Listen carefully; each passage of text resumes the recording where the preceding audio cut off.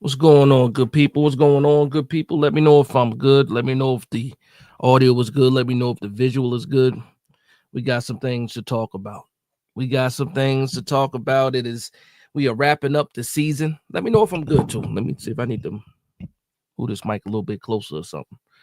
What's going on, everybody? How we doing, man? Make sure you hit that like button on the way in. Let the algorithm know that we are in the building. Let let the people know that we here so we can get more people in here. But shout out to everybody, man. We got one more game, man. It's wrapping up. It's not the season that we wanted. It's definitely not the season that I wanted. Did not go as planned. Listen, I didn't think we were going to be contenders this year. When we started, when at the beginning of the season, I had us between the 6 to 8 win range. Somebody told me 4 wins. I'm saying if we get 4 wins, everybody's fired. If we get 4 wins, everybody is getting fired. And here we are, 17 weeks later. The New York Giants have 3 wins, might get to four. Hopefully not. And now people are talking about only one person being fired.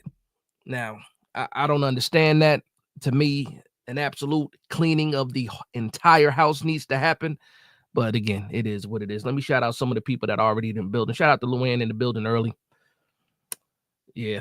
My man 7 says no first pick. Yeah, that's a fact. That's a fact. With Cleveland losing earlier today, there's no way we can get the first overall pick now. If the Titans win tomorrow and the New England Patriots win tomorrow and we lose, then we can get into that second spot. But right now, it's looking like the New York Giants are either going to be exactly where we are, or we might move a little bit back. Hopefully, again, I don't root for losses, but if we do lose, we should be around that 4 range, and if everything else stays the same. But we'll see what happens, man. I know that the Eagles aren't playing Saquon Barkley. They're not going to allow him to break that record, and I understand why they're doing it. They want to keep people healthy. But here's the thing: in a few years, when Saquon Barkley is ready to retire, who knows if he's ever going to be in this position again to take Eric Dickerson's record. He should have really thought about it.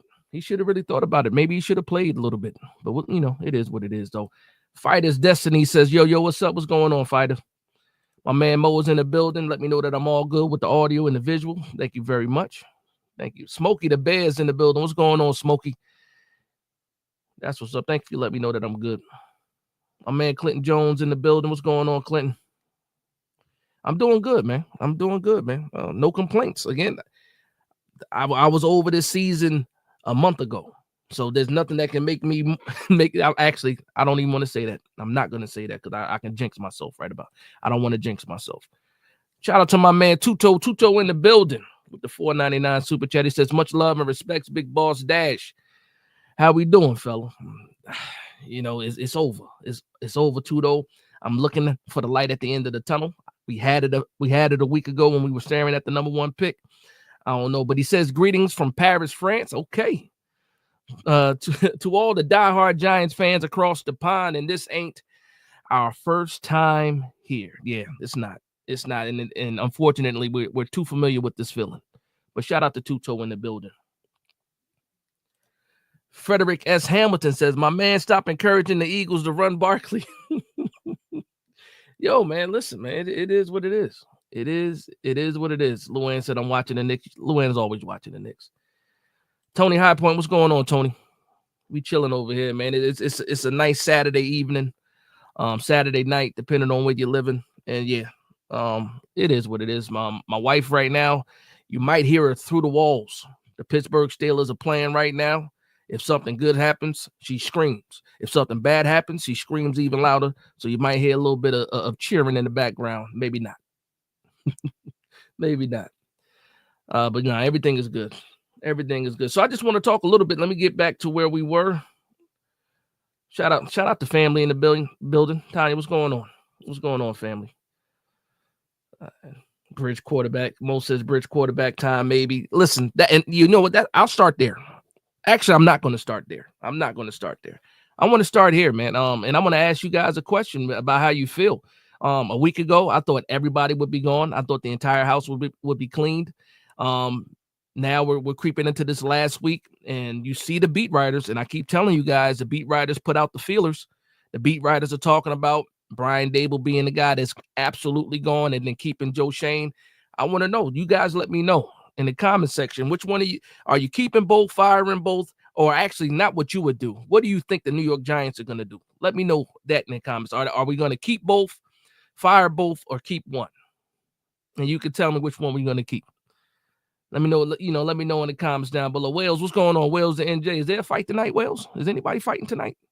But salute to my man Wales to NJ. Wales, another content creator, part of the Big Blue crew. Big Pat and those guys over there. Make sure you subscribe to Wales. Wales will give you the fighting game too, though. UFC, boxing, Wales is there for all that. So shout out to my man Wales in the building. Thank you for the support, man. Thanks for joining the show and tuning in with me, brother. And here go Wales with something else. The Giants are gonna F around and win this game tomorrow, man. It's good. Yeah, I mean,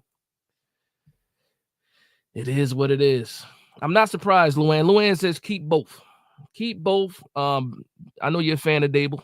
Know you're a fan of Schoen. My man Clinton Jones says keep one. Johnny says they're gonna keep one and fire one. That's what it's looking like, man. Unfortunately, it looks like Daboll is going to be the one that falls on the sword, rightfully so. And then Joe Schoen, the guy that bought all the groceries. Joe Schoen bought all the groceries. Didn't pay attention to the dates. Brought us expired groceries. And he's the one that's probably going to stay. We'll see what happens, though, man. I'm still holding on to faith. And I'll have faith until we actually get the official word, for sure. Let's see. My man JC says keep Schoen, fire Daboll. Oh, let me know the day. There's no fights tonight. Okay, cool. Rocky Fresh says keep Daboll. I really like he is a good coach. Giving a fair chance. Fire Schoen. He's not it. Yeah, if I was forced to pick between the two, I would pick Daboll for sure. For sure. Luann says players want Daboll back. They may not want to play for anyone else. Listen, they get paid to play. At the end of the day, they get paid every week. So they might be hurt, feelings might be hurt, but they'll adapt to it. They get paid to play football. These are professionals. Professionals. Shout out to my man Stanley in the building. Says, hey, Big Dash, I don't know what you're going to finish there, though. I believe you're going to ask me a question. My man Mo says Schoen got to go on the edge of Dave's, on the edge on Dave's. I do know Tibbs said he likes Dave. So listen, Tibbs can say whatever he wants. Tibbs can say whatever he wants. Shout out to my man Ghost in the building. Yerp. Peace and salute, Dash. What's going on, Ghost? How you doing, brother? Shout out to Ronnie. Ronnie says get rid of all of them. Get rid of all of them for sure. I hear you, man. I hear you. Stanley says, hey, Big Dash, would you approve of the Giants drafting Cam Skattebo in the 4th round after that game that Skattebo had against the Longhorns? Yeah. He's probably going to go a little bit higher. I don't think he should go a little bit higher because he's not as dynamic, but he is absolutely a lunch pail type of running back. I would not mind having him and pairing him up with Tyrone Tracy. I like him. I like a thumper, showed his versatility, even threw for a touchdown in that Texan game. Texas game, I should say. What's going on, Brandon? Ghost says clean house. New York State of Mind says I have a feeling they just might keep them both. Listen, man, you know what? And I saw that too. Shout out to New York Revival, my guys over there. They had a poll out, but they did also ask, if it's two things. You either keep both or fire both. That's how some of those guys feel over there. And I can see that. I can understand that. If you split them up, it doesn't help. Like whoever's still here, they're still going to be on the hot seat. And how are you going to operate being on the hot seat still? Like if they fire Daboll, Joe Schoen is still on the hot seat. If they fire Schoen, Daboll is still on the hot seat. That's why I say you got to clean house. You don't want any one of these guys operating out of fear going into the next season. Every pick they make for the draft, every free agent signing is going to be operating out of fear. That's my one thing about it, man. I mean, unless they can wash away completely the 2024 season, I don't know if we can do that. I know I can't do that. We'll see what happens, though. We'll see what happens. Wales getting some love in the building. Ronnie also getting some love. Shout out to my man Jay Ferris. He says, I overall don't like Joe Schoen, but all of his picks were universally applauded by analysts and media at the time. Makes me think the problem is way deeper than a head coach and a GM. That's a way to think about it. Player development is that. Is the coaching staff an issue? Are we getting the best out of these players? Is the scheme an issue? Now, I do believe that the scheme is an issue. I believe that we don't utilize players the correct way. A lot of that has to do with the coaching.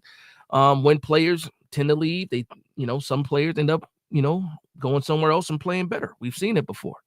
But this is absolutely not just one thing. You can't point the finger at just one person. There's something going on at almost in every department when it comes to the New York Giants. Offense, defense, special teams, player personnel, the GM doing what he's doing. John Mara is John Mara. We can't do anything about that. But it's definitely not just one thing that you can point at and say that's the problem with the Giants. There's multiple things that's wrong with the Giants. It's a laundry list. It's absolutely a laundry list. My man Kevin is at Rampersad. Let me know if I said that right. Please name the next Giant QB. I don't know. You know what? I'll know more tomorrow. Once that draft, once the draft order gets finalized, I will know more tomorrow. Ask me after. Well, not after the game, but ask me later this week. Maybe on next week's live. Let me know. I'll have a better answer for you. We'll have some. By this time next week, we should know where we're drafting. Well, we will know where we're drafting, and we also should know whether or not Dable is back, Schoen is back. They're both gone. We should know all that this time next week. It should be a pretty good show next week. A reaction show for sure of what happened. He said the same thing. Jay Ferris said the same thing. I can't name him. Not yet. I need some more time. I know something. Vrabel, a guy that I'm a fan of, he's already interviewed with the Jets. The Jets already got things going. They've interviewed GMs and head coach candidates already. And we're sitting back here like, And the other thing I said, I put it out early on the week too. I said, Brian Dable in the position that he's in right now, he doesn't care what happens, moving forward with the New York Giants. The consensus is that he won't be back. And if he won't be back, why not mess up the Giants' chances of drafting a quarterback? Why not try to go out there and score another 40 points? You know what I mean? Because look, we're playing against Kenny Pickett, Kenneth Gainwell. I don't know who they're sitting on that defense. Like the Giants, like the chance of us winning that game is high, is absolutely high. And because we're playing against a bunch of bums. Well, not even a bunch of bums, but they're second and third team. That's what we're doing. And we can, before last week, I could say, we're losing to the backups. I see these guys go out and put up 45 points. I'm like, you know what? If we're playing against the backups, we can probably do that again. And it's going to be bad. But if I'm Brian Dable, on the way out, he's going to mess some things up, kick some stuff over, turn some furniture over on his way out. You know what I mean? Drop some china. Solving the race problem. Salute Big Dash. Do you think the game tomorrow changes anything about the coach and the GM? I'll say this, it shouldn't. Like John Mara should already know tonight what he's doing. Tomorrow's game should not impact the decision at all. Just like I don't think last week's game should have impacted, his decision at all. But we'll see what happens. I mean, we'll never know, actually. We'll never know. But it is what it is. Shout out to my man Chris in the building. He says, in your opinion, has Jermaine Illuminor played well enough to be the starting right tackle in 2025? Yes, sir, he has. Yes. I do believe so. It was smart of him to do a 2-year deal. Because look, guess what? If he plays well next year, we're going to be trying to look to re-up to get him re-signed if he plays well, especially if we don't draft a offensive tackle in this upcoming draft. I would almost draft 2 tackles in this draft. If I'm being honest, I would buy the defensive line and I would draft the offensive line. That's what I'm thinking about, because right now we have some pieces in place that are going to be here next year. I don't know what's going to happen with Van Roten. Maybe he comes back, maybe he doesn't. Maybe they move Evan Neal to guard finally. But I think Jermaine Illuminor, to answer your question, I think he has played well enough to be the starter next year. But again, we'll see what happens. We got a whole offseason coming up. But I think we paid him to be the right tackle, and I think he will be the right tackle next year. I hate that they moved him to left tackle. I would much rather have seen Evan Neal move to the left tackle. Like, I don't need to see Evan Neal at right tackle anymore. Like, people keep saying, well, he's playing better. Look at the grades. No, he's really not playing better. And the grades from last week to this week got worse because his running grade went from like an 86 to 80. His passing grade went from a 56 to like a 49. Like, come on, man. We've seen enough of Evan Neal on the right side. I mean, at right tackle. Let's see him at guard. Let's go ahead and just make that happen already, please. We've been begging for it. See where I'm at. Get back to where I was. All right, here we go. My man, Mikey. Mikey is the Mikey Mal Z. Okay. Do you think Dable won that game to ensure Giants didn't get the number 1 pick in case he got fired? Listen, that's me being vindictive. That's me being a conspiracy theorist. I think he was just coaching for his job, period. He was coaching to prove a point that he should be here. You saw it in the post-game presser. One of the comments that he made right away was, this is what happens when you get good quarterback play. He was throwing shots at Daniel Jones. He was throwing shots at Joe Shane for being in the quarterback situation that he's in. But yeah, that's the first thing he said. So I don't think he's doing it out of spite. I just think he was coaching for his job last week. Now this week is an entirely different thing. You know what the assignment is this week. It's too much at risk. If we win this game, we'll drop back. I believe the furthest we can drop back is 8. And I don't want to be picking at 8. That's no man's land when you need a quarterback, really. And I'm not trying to give up a bunch of picks to try to move up either, but I will if need be. And with that, I'll segue into my next point. I'm seeing a lot of fans, I'm seeing a lot of content creators comment on the whole rumor of J.J. McCarthy wanting to trade for J.J. McCarthy. I put out the video earlier about J.J. McCarthy. I don't think it's a good idea to trade for J.J. McCarthy. He's a guy that's injured. He's a quarterback also that we haven't seen play. He played one preseason game, got injured, I believe it was the ACL, season over. Why would we trade for them? Why would we give up any kind of, first day or day 1, day 2 capital, for an injured quarterback, unproven quarterback? But I'm seeing that, and I wanted to comment on it. But I'm curious to see what you guys think about that too. Are you in on the J.J. McCarthy? If we're not able to get Cam Ward, Shedeur Sanders, or any of these other prospects coming out, would you consider a J.J. McCarthy trade? Giving up your second round pick? Actually, that's too high. For a third round, I might do it if we miss out on guys. But for our second round pick is too high to try to give it up for J.J. McCarthy. But I'm curious to see what you guys say about that too. I'm going to get through some of these comments, but you guys let me know that in the comment section below. Ronnie Rivers says, Happy New Year. New beginnings. I hope so. That's what I'm hoping so. Come on, Clint Jones. I don't need the updates. I don't need the updates. How bad is it? How bad is it? Bad? I got these headphones on. I can't hear anything else going on in the house. Solving the race problem says if they win, puts them in the worst draft position. No guarantee of quarterback. If they lose, just shows how terrible they are at their jobs. No, it's a rock in the hard place. They're stuck between that. Again, the writing on the wall. Everybody seems to feel like it's 1-1. One's going, one's staying. Brian Daboll might have something to prove on the way out. And I think that Brian Daboll can be a good offensive coordinator. His first stint as a head coach didn't go quite as planned. He won Coach of the Year. I thought we had the coach for years to come, and things fell apart after that. So we'll see what happens, man. I'm curious to see what happens, and hopefully they don't stretch this thing out, man. Hopefully we know by Monday whether or not these guys are staying or going. I know with Joe Judge 3 years ago, it took them like 3 days for them to announce that they were moving on from Joe Judge, long enough to make you panic a little bit, long enough to make you wonder, are they keeping Judge or are they not? And ultimately they moved away from Joe Judge. But hopefully it doesn't last longer than Wednesday. Wednesday is already going to drive me crazy. I need to know tomorrow night. I need to know Monday morning what the New York Giants are doing, please. Please, favor to me, please, John Mara. Let me know. I don't want this thing dragging all week. I don't want to go into a week of work worrying about what the Giants are going to do. My man Jay Ferris says, you can't split them. It makes no sense. To me and you, man. To me and you and a lot of other people, it doesn't make sense to split them up. To me, it doesn't. My man Jabari Bruce says, what will be your reaction if we win tomorrow, Dash? You're going to have to tune in for that, man. Tune in tomorrow for the post game for that, man. Because right now, you know what? If we win and other teams win and we stay the same as far as draft position, my reaction will be a little bit different. Because again, I love beating the Philadelphia Eagles. I hate the Philadelphia Eagles.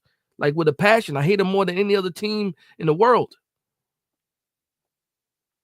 But if we beat them tomorrow, we're beating the backups. And what does that prove? That we can beat the backups of the Philadelphia Eagles? No, Hurts is not playing. Barkley's not playing. Freaking A.J. Brown's not playing. Devontae Smith probably won't play. Goddard's probably not playing. Like we're playing the ghost of the Philadelphia Eagles tomorrow. It does nothing for me. Like last year was fantastic. Last year we beat them up and they sat their starters in the second half because we were already winning by like 20 points. Like they went out there with something to prove. We whooped them. Wink Martindale had the best game plan ever. He had the freaking 24 on his play sheet.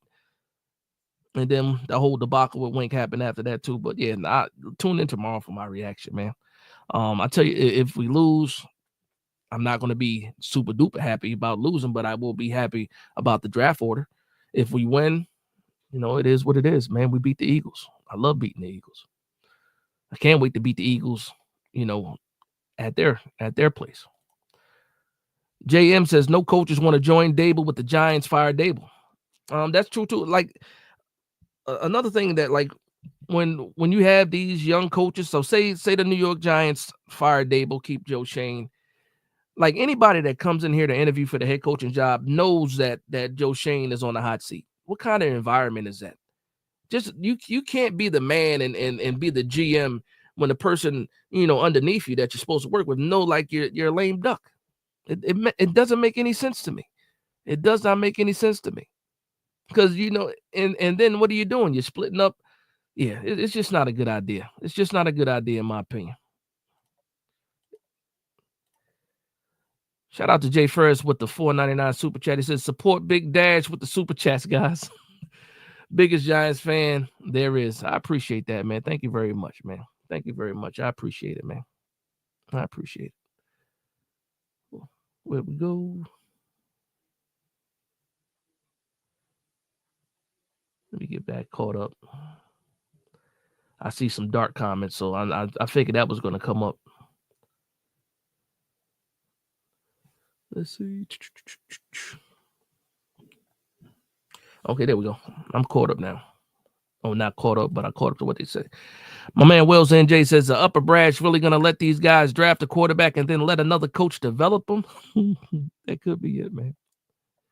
That could be it. Luann says, you fans make me laugh, always wanting coaches fired. Mara wants to see it through. He said so. Listen, he did. He said it. And when he said it, they went on to lose 8 more games in a row. So who Luann, we'll see what happens. We will see what happens. Let's see.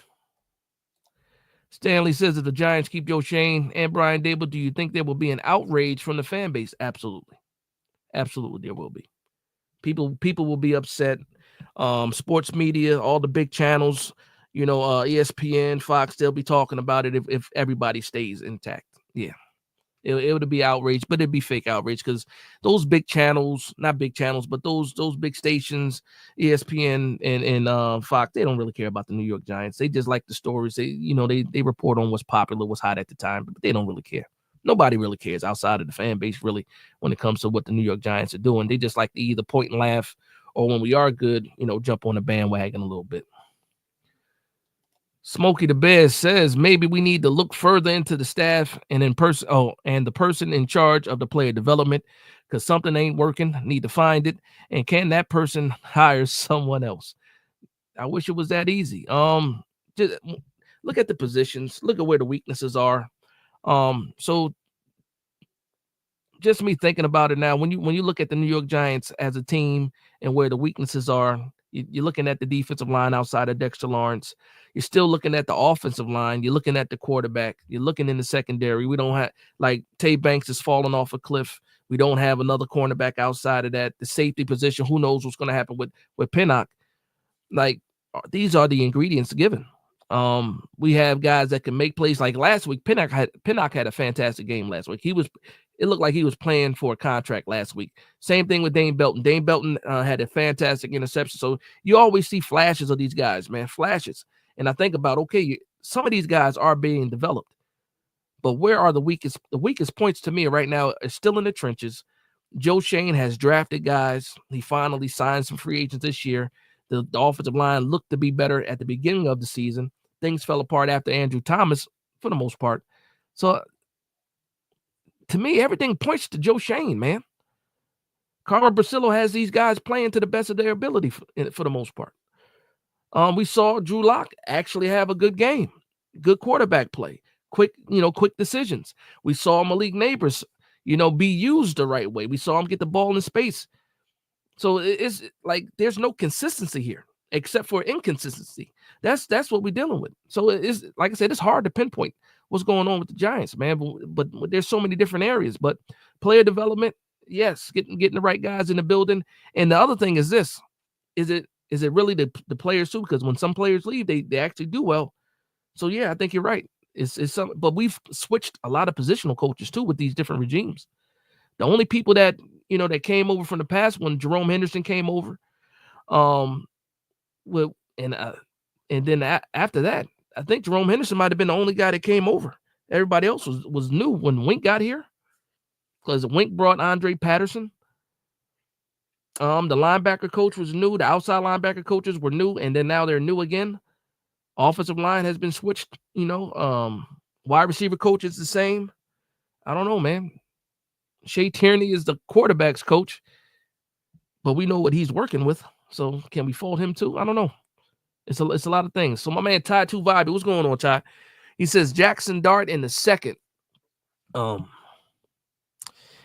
If you can't get Ward or Sanders, I got no problems with Dart later on. I don't know if he's a second round pick. A lot of people saw the game this past week. They saw his stats this past week. Fantastic. I can't knock the kid. He played well. He showed everything that you need to see. But a lot of people don't take a deep dive into the type of scheme he plays in. It's a college-friendly scheme, quarterback-friendly scheme. Has not played pro style at all. Cam has played pro style. You figure Carson Beck has played pro style. Shedeur Sanders has played a pro style offense. But it is what it is. But if we miss out on Cam and on Shedeur, then absolutely I can see Jackson Dart being a target for the New York Giants. I mean, I think regardless, the New York Giants are drafting a quarterback. Regardless, it might not be the person that we all want right away, but I think they know that that's one of the main assignments in this draft is to come away with a quarterback. Unless you hit something out the park, with a free agent quarterback, which I don't think that's going to happen either. My man Smokey says, and we playing against Tanner McKee. Is that who? So Kenny Pickett's not even playing. Is Tanner McKee tomorrow? Yeah. Yeah. Anybody worry about that? Anybody worry about that, man? Okay, what we got? Neil needs to move the guard. I'm trying to get caught up a little bit. You guys got the firing off, man. Shout out to the 83 people in the building. Make sure you hit that like button. The algorithm is working. TD Midas, man. He said it's F Philly all week. Cruz was better than Deshaun Jackson. I don't know where that came from, but I'm with it. Meniscus, I'm thinking, okay, that's what it was for JJ.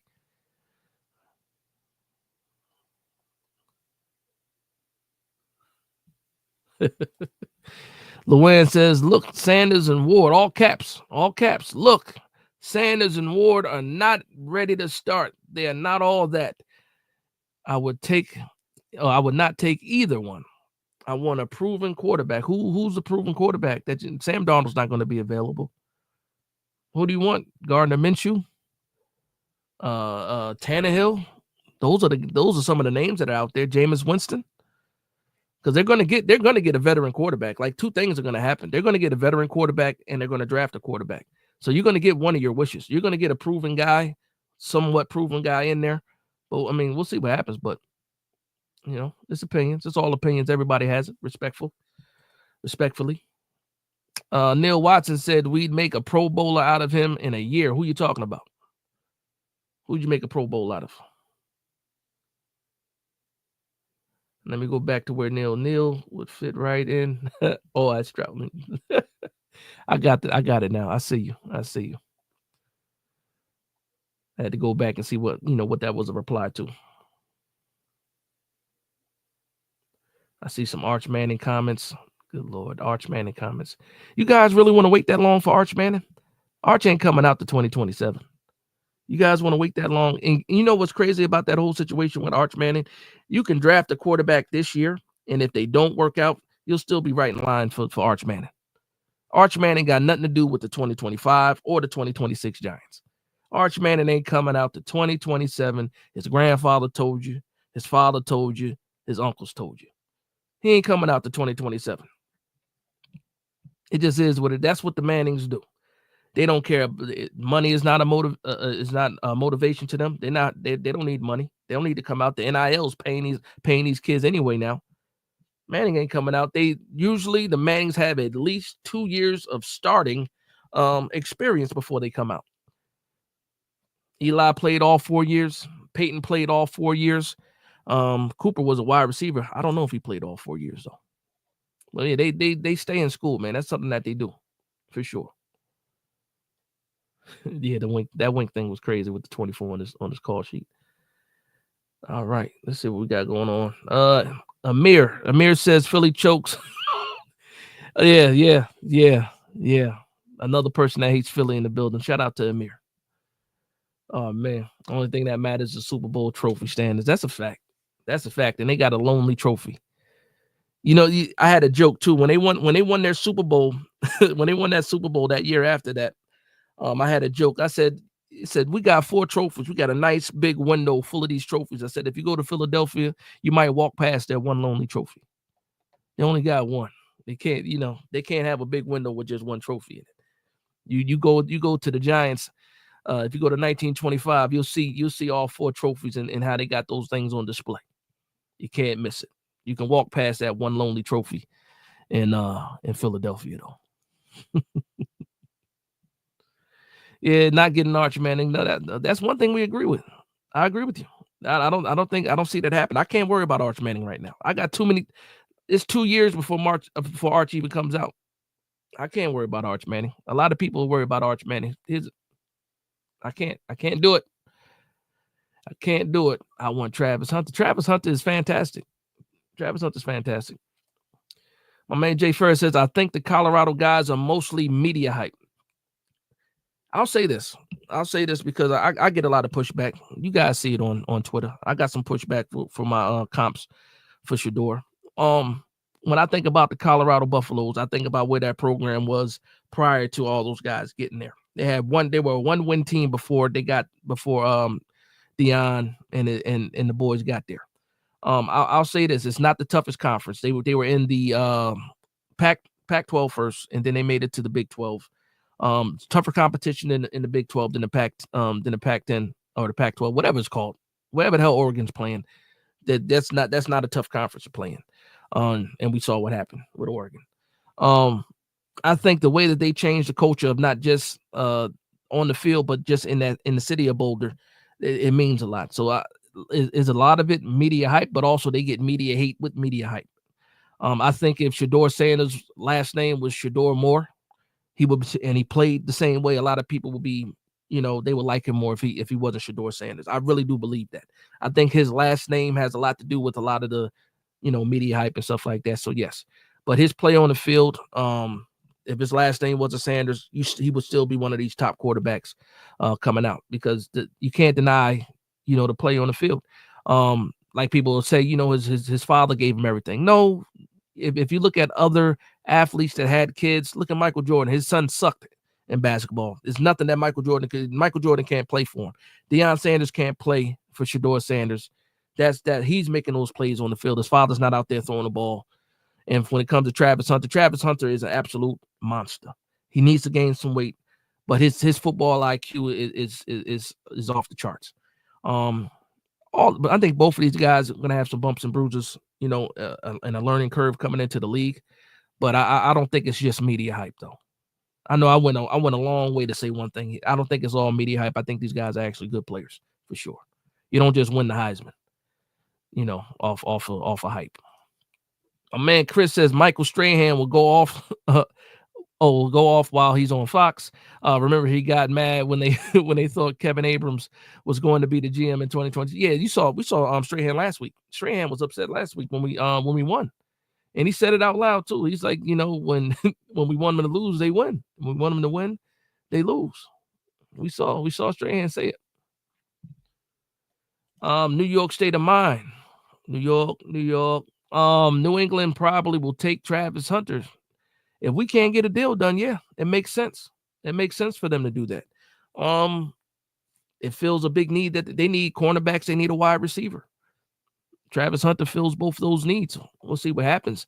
But I do believe that they're probably the only team willing to pick up the phone and do business, because you look at the Titans, you look at the Cleveland Browns, both of those teams need quarterbacks. So I don't think they pick up the phone at all. Similar to how the Patriots and the Commanders were last year. No, those teams weren't picking up the phone. We tried to call for Drake May. It wasn't happening.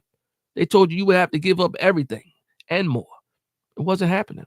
And then they probably would still hung up the phone. They're happy with their quarterbacks. Washington is happy with Jaden Daniels. New England's happy with Drake May. The Bears, I don't know what's going on with the Bears, but the Bears don't seem to be happy with Caleb Williams, though. And that's hilarious to me. Because when people were talking about Caleb Williams last year, just running around, throwing the ball all willy-nilly and stuff like that, and can he play, in a proper system, people like, well, do you see his talent? And then we see it this year. Caleb Williams is Caleb Williams, going through those same bumps and bruises. So we'll see what happens with that. Let's see what we got here. Shout out to my man Jay Ferris with another $4.99 super chat. It says, most brutal thing about being a Giants fan right now is we likely with Jackson Dart, or we're going to be with Jackson Dart, or a three-time retread at quarterback. One after tomorrow, worst quarterback play, then DJ, no hope. Yeah, we might get stuck. It might happen. Oof, you think so? Travis Hunter is Cordell Flat size.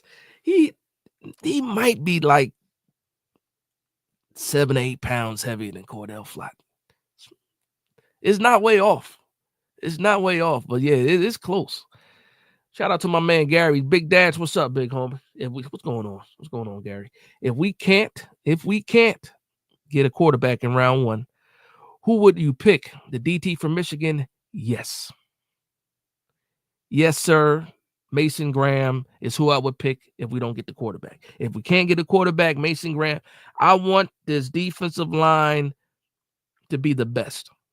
Dexter Lawrence is already the best defensive tackle in the league. I don't care what anybody says. He's most likely the best defensive player, period, regardless of position in the league. And you get a kid like Mason Graham next to him. Absolutely, I'm going with Mason Graham over Will Johnson.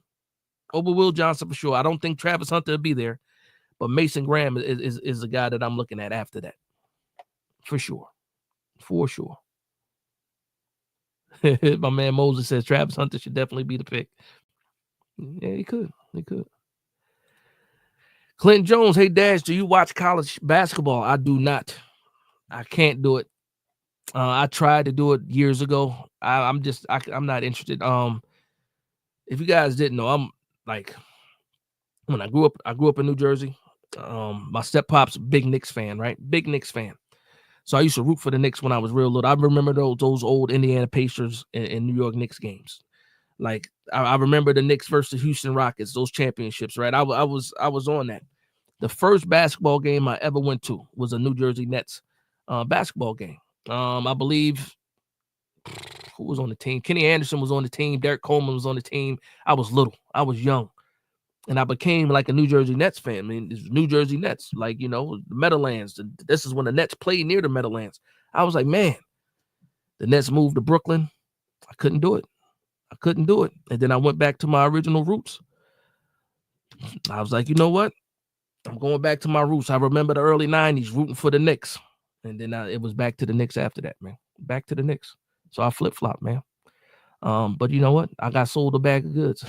When it came to the Nets, man. Let's see what we got going on. Miss East with the $5 super chat. Shedeur is signed to Tom Brady's brand and has been mentored by him. So I don't think Tom would sign Shedeur if he thought he wasn't a good quarterback. Absolutely. And it's funny too, because I get tired of defending Shedeur Sanders. I don't think he needs defending. But for me, again, I got a different type of attachment to Shedeur Sanders, man. Because I remember, like, I was a fan of Deion Sanders despite him playing for the Dallas Cowboys and despite him playing for the 49ers. I mean, I was just a fan of Prime. I used to do the celebration dance was it when I was a kid. I used to try to do all that stuff too. Not every time I scored a touchdown, but I was trying to do that. But we shouldn't have to defend Shedeur. Like, the play on the field is what it is. Like, and to your point, he does have one of the best mentors. His father's competitive nature is in him as well. They played during the bowling in the bowl game when they didn't have to. They've shown what they are. They're quality guys, and they're also good football players. And I think that whoever gets these guys is gonna have a good quarterback and a good cornerback for sure. Mara needs to go. Good Lord.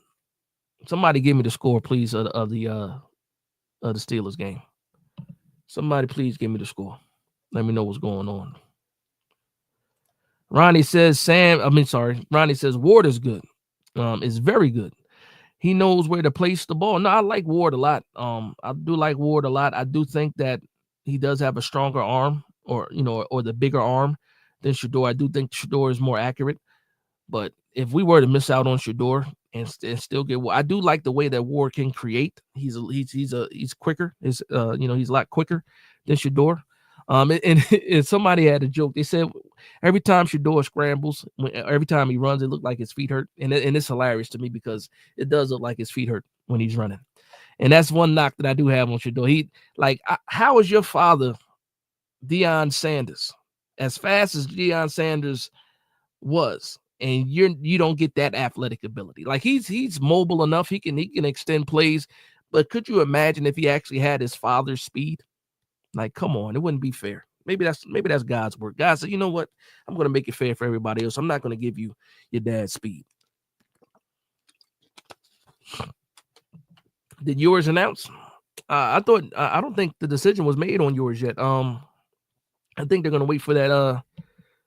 Did he say he was coming out? Let me know. I got to check the Carfax on that. Are you asking? Or are you telling me yours is coming out? Let me know.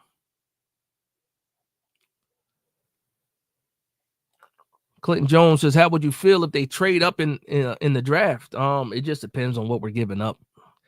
Like, that's the part that pisses me off about it, because you didn't like a week ago, we didn't have to trade up. We were in the driver's seat.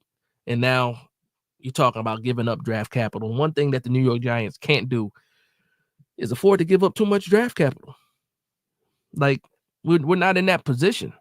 Well, we are in the position now, but I mean, come on, man. We were in the driver's seat. Now we're in the back seat. Somebody said we're in the trunk. We went from the driver's seat to the trunk. I forget who said that. Somebody said that in the comments, though. That was hilarious to me. My man George Blunt, what's going on, George? He says beat the Beagles. G-men send them home hurting. We did that last year. Last year we sent them home hurting, and then the Buccaneers whooped them in the first round, in the wild card round. I remember that. We left them wounded, and the Bucs finished them off last year for sure. You said Cooper Manning didn't play college, but he did play college.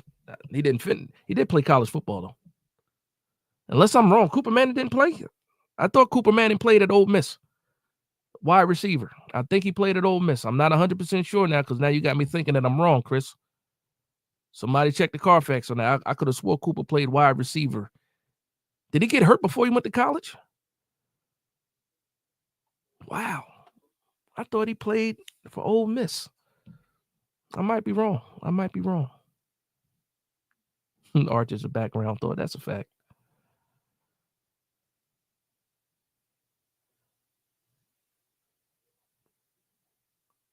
Let's see.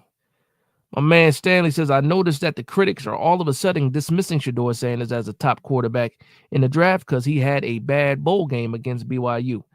But this was Shedeur Sanders' first bad game. Man, it's not his first bad game. But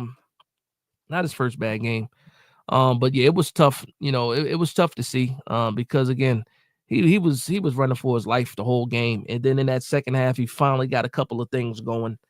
He ended up finishing the game with over 200 yards and 2 touchdowns. But yeah, it was what it was. The two interceptions. One was a fantastic play by the corner. The other one was a tip pass. It was a rough game to watch. And then that game gave a lot of people the fuel, to make a lot of the comments that they're making right now. Never mind what happened the past 2 seasons and stuff like that. A lot of people looked at that game and made, final judgments. Same thing happened with Michael Penix in the national title game last year. They saw him struggle against, Michigan, and that team was fantastic, and then they wrote him off after that. So, similar path. Let's see what happens. Let's see what happens. But they're saying that he's not even a first-round quarterback, and that's just reactionary stuff, though. We'll see what happens because Jackson Dart went from a 4th rounder to like a 1st rounder after one game. Shedeur Sanders went from a 1st rounder to, they don't even have a 1st-round grade. It's reactionary. That's how people are. It is what it is. It is what it is.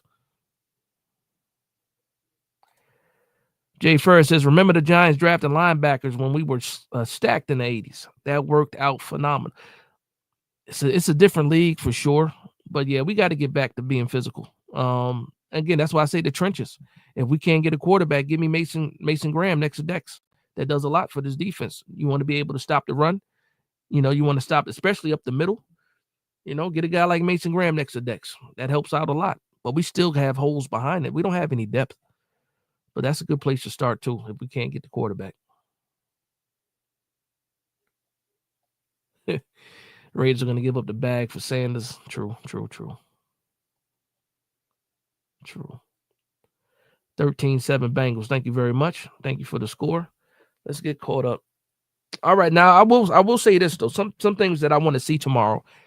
I do want to see Jalen Hyatt get a touchdown, man. That's the one thing I want to see is Jalen Hyatt getting into the end zone, man. I want that badly.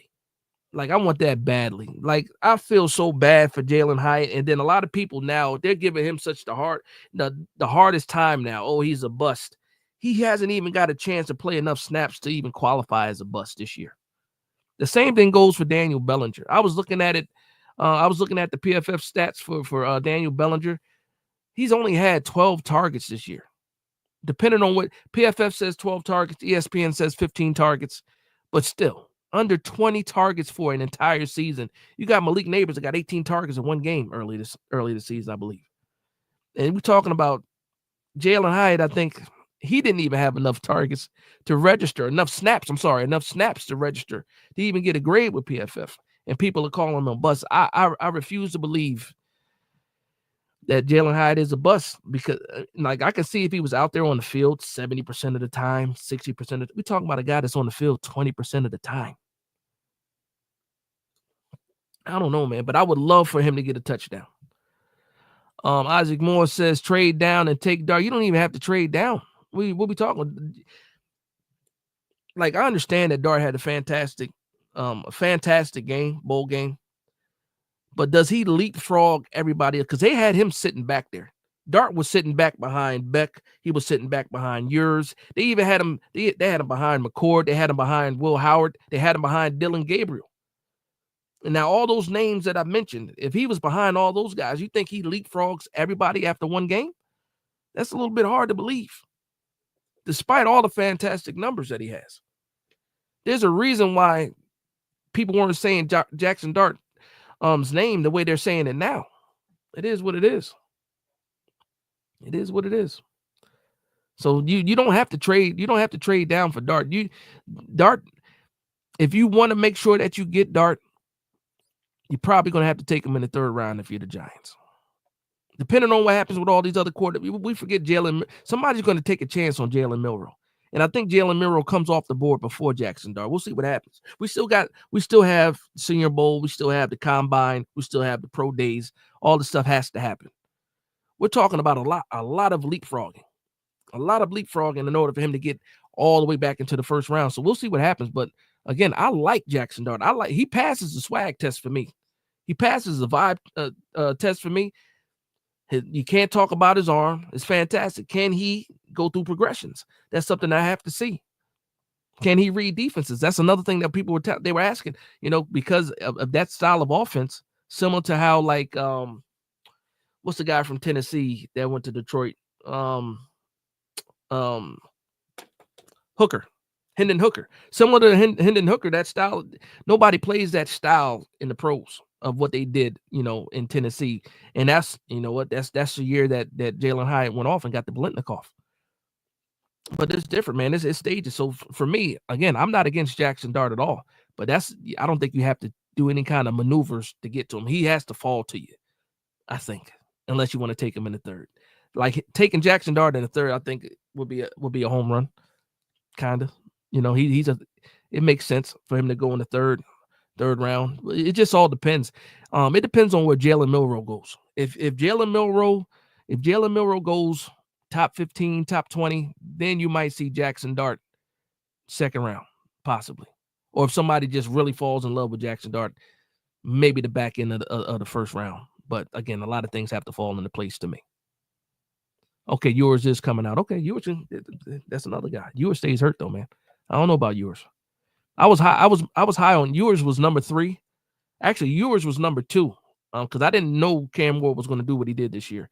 So at the beginning of this season, I had Shedeur, I had Ewers, I had Beck, I had Milroe. I might have had Milroe above Beck actually. Now that I'm thinking about it, but yeah, Ewers. I don't know, man. I'm a little bit hot and cold when it comes to Ewers, man. He's small. Has a big arm though. Has a big arm.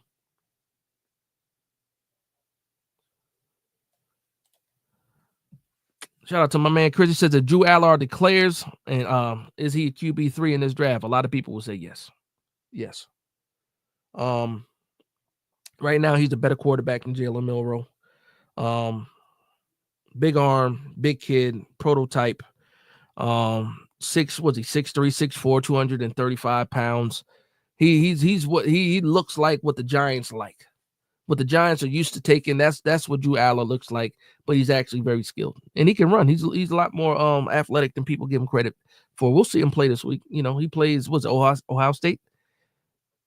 Right? I think it's Ohio State. I can't out. Who's the bracket? Is it Ohio State? Notre Dame? Whatever. But no, I think if he did, well, he already said that he was going back. But if he continues to win, if he makes it all the way into the national championship, takes Penn State, he might go. He might declare. Actually, he might declare. But he's already said that he wanted to come back. Shedeur said he got concussed. It was shown in the vlog. Is that right? I didn't see the vlog.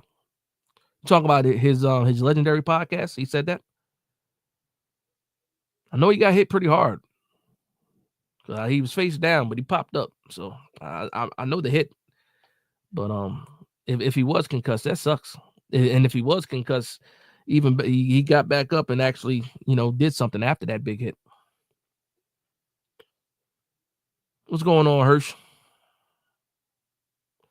Yeah, man, the last week for the Giants. Listen, I'm so mad. I'm so mad that this season ended up being what it was, man. I really had high hopes for Brian Daboll. I said, he's going to call the plays. Everybody knew he was going to call the plays. I said, you know what? If he's going to go out, he's going to go out doing things the way he wanted it to do. Well, the way he wanted to do. And it wasn't good. It wasn't good at all. But yeah, I expected this team to be a lot better than what it was. Like, again, I didn't think we were going to be contenders. I thought we would win 6 to 8 games. But I thought we would be at least competitive. And in some games, we weren't even competitive. It didn't even look like we belonged in a lot of these games. And it's just sucks. And then also the excuses too. I remember at the bye, Joe Schoen thought it was good to say that, it was a lot of one-score games that we lost. It was a lot of one-score games at the end. Like, we weren't competitive in a lot of these games, but he wanted to highlight, some of the draft picks. He wanted to highlight one-score games that we lost. Like, how do you highlight losses? I don't know, man. It just was a bad look altogether. I soured on Joe Schoen, man. I soured on him. Yeah. He said, Jalen Hyatt can be good if he plays. Yeah, if he plays. And here's another thing too. Like people are saying, teams that are tanking and stuff like that. Like other teams are keeping their players healthy. Teams that are not in the playoffs. they're keeping their guys healthy. Like you got injuries. I was listening to Jordan Renan's podcast yesterday, and he made a lot of sense. He was like, you have Malik Neighbors who's dealing with a toe and an ankle and a calf, and a hip, but he's still going to be out there playing. You got injured players. You got Tyrone Tracy who's dealing with like a hamstring and an ankle. And you got all these players that are going to play through these injuries when you just could, sit them, let them get healthy, and let's see what some of these guys behind them can do. I still don't know what Eric Gray is. And he's been here 2 seasons. I don't know what Jalen Hyatt is for sure. I think he can play. I think he can contribute. I've seen him get open. I've seen him make make catches. But I don't know for sure. Dane Belton, what is he? Cordell Flott, what is he? Jordan Riley, what is he? It's just weird that like we're the only team that looks like this. Like when I look at other teams' drafts and I see some of the players that they picked, and then I look at these teams during the season, I see those rookies making plays. Now this year for us, Nubin, fantastic, Phillips, fantastic. But when you go back to that, like the first year, a lot of those guys either aren't contributing or aren't on the team. Second one, people getting worse. It's like, is it the Tom Coughlin curse still? Is it still the Tom Coughlin curse going on? I thought he forgave us. Well, I thought he forgave John Mara. We'll see what happens, though.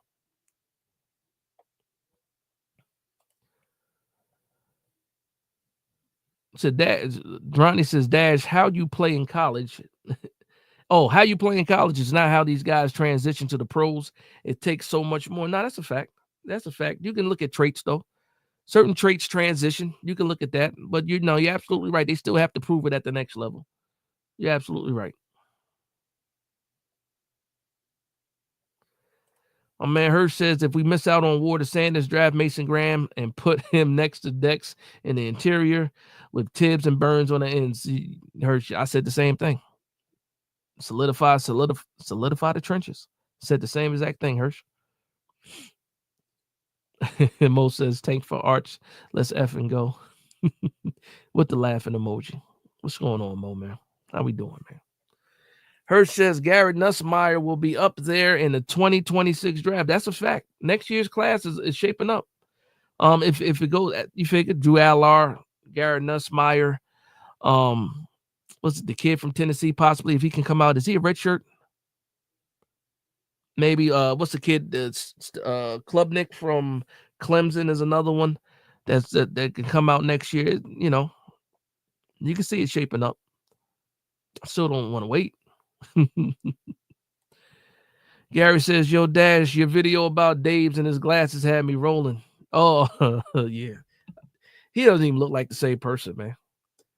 Brian Dable. Oh, man, stress. That's what stress will do to you. You remember what Brian Dable looked like. You remember what Brian Dable looked like this summer. I thought he looked the best he's ever looked. He came in, he was slim and trim. His clothes, he was still wearing his old clothes, so it looked like he was walking around with like a parachute jacket on. But he looked good. He looked good. And then it went from the sun. He had the sunglasses on, the aviators in the summertime with the tan. He was red. And then you look at him now, he got the he got the Scully on. He got on glasses. He can't see anything. I don't know, man. It's bad. He is stressed out, man. They call stress is the silent killer. They say that for a reason. And he is stressed out, man. He is stressed out. Somebody give me the score again, please. Are they out of halftime? Because I do want to watch a little bit more of that game. But he is stressed out. Eric Gray, the human. Listen, man. Benji says Eric Gray is a terrorist. Listen. I don't know, man. Shout out to Tyrone Tracy, though. Tyrone Tracy came in here. And you know what's crazy about the situation with Tyrone Tracy? He's not getting the respect that he deserves. And it's because the New York Giants are losing. And because Saquon Barkley is having a historic year. But if Tyrone Tracy was doing what he was doing right now, and the New York Giants were winning games, this Saquon Barkley stuff wouldn't be as big to the New York Giants fans as it is right now. But with us losing, like salute to Tyrone Tracy for coming out of nowhere. 1,000 yards all purpose. Maybe he cracks 1,000. Well, no. I think he needs like another 200 yards to crack 1,000, on the ground. But shout out to Tyrone Tracy. But Eric Gray, man, I don't know who he is. He probably does not make the team next year. Another wasted pick. It's a lot of wasted picks. The Giant Topic says, "What's up, Dash? Great stream. I appreciate you, man. Thank you. Thank you very much, man. Thank you very much." Stanley says, "I think Will Howard and Kyle McCord will be sleepers in the draft." You are absolutely right, Stanley. Absolutely right. And it's funny that I made fun of Kyle McCord last year when he was at Ohio State. I made fun of him. He went to Syracuse and balled out to the point where I can't even talk about him anymore. We'll talk badly about him. I can't say anything bad about Kyle McCord. He did that with Syracuse. Now, I understand that's the ACC. Fine, whatever. But he's out there. He's out there hooping, as they say, hoop. And then Will Howard, I don't know where Will Howard came from. Kansas State? Where he came from. He looks like he's been at Ohio State for a long time. He out there cooking. But nah, absolutely, they are sleepers. Again, though, like if we miss out on a quarterback, trust me, the New York Giants are drafting somebody. Now, when you're drafting Cam Ward or Shedeur Sanders, you draft these guys to be the franchise quarterback. If you end up falling or you end up not, missing out, and you get a guy like Will Howard, Kyle McCord, Jackson Dart, these guys they're gonna have a lot more grace, developmental, not looked at being the starter, get a little bit more time to do something. But no, they absolutely are sleepers, in my opinion. Nico did a red shirt his freshman. Okay, cool. I had to make sure. Another quarterback that fell off was the kid from Arizona, Fafita. Like he was getting looked at in, I believe he's in the transfer portal. He disappeared, but he's 5'10", like 185 pounds. So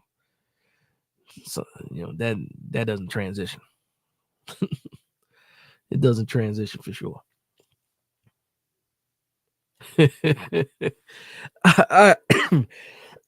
Excuse me. Isaac says, "Remember McAdoo with the oversized suit?" Yeah, absolutely. Yeah, his introduction, he had the part in the middle with the side bangs. Yeah. McAdoo was looking, and then he came back after we went to the playoffs. He came back with the slick back. He went from being, I don't know, to Italian mobster with the jumpsuits. Yeah, that was hilarious though. He did have that was his first time getting money, I guess, because he definitely needed a tailor. Like if you're in the NFL, you're a coach, your suit should be tailored. You make enough money to have a tailored suit. He looked like he got that suit from Burlington Coat Factory. That's what he looked like. You know what? I got an introduction in 2 hours. I need to get a suit. He went to Burlington Coat Factory for that suit, man. That suit, he was swimming in that suit. It was, still 13-7. Thank you, family. Thank you. What quarter is it? Is it third quarter? Got to be third quarter, right? Joe Burrow is down. Burrow got hurt. Oh. Okay. Thanks for letting me know. Nah, that's a fact. Isaac laughing. That suit was Burlington. A Sears suit for that's some East Coast stuff, man. If you're from Jersey too, man, that a David Burr suit. Y'all, people, shout out to the people in Irvington, man. Remember that back in the day, David Burr, Springfield Avenue, Irvington, knew David Burr. I used to get my Easter suits from David Burr every year as a kid. We'll go to David Burr in Irvington, Springfield Avenue, and get my Easter suit, my Easter Sunday suit for sure.